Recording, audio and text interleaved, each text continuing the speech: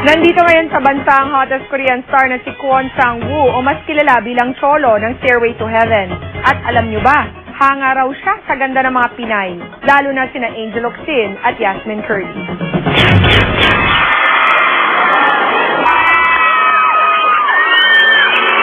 Hindi magkamayaw ang mga Pinoy fans sa pagbisita ng Korean hottest star na si Kwon Sang-woo sa Pilipinas.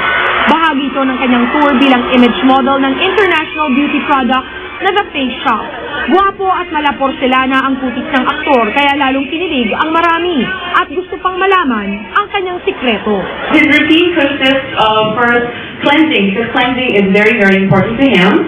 He uses a facial foam and washes it off with warm water. Then he rinses 3 or 4 times with cold water. 아무래도 여자보다는 He wouldn't say that he is vain, but of course, with the industry that he is in, he is supposed to take care of himself. For him, it's a place. Hindi ito ang unang pagbisita ni Kwon Sang-woo sa bansa. Nakarating na siya noon sa Boracay at gusto raw niyang bumalik doon.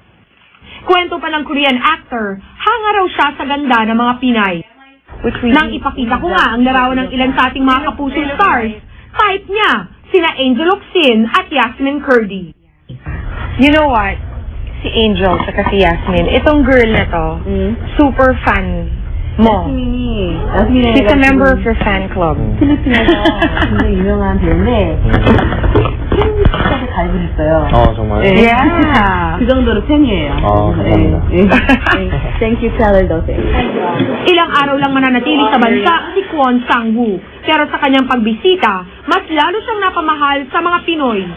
Dahil sa kabila ng kasikatan, nananatili siyang down to earth. 이렇게 필리핀에 방문해서 Papasalamat daw siya sa lahat ng mga fans niya dahil sa for all the warm welcome that he's been getting here. Sa sunod daw niyang visit dito, kahit hindi daw official, gusto niya pumunta dito para lang magbakasyon. Alright.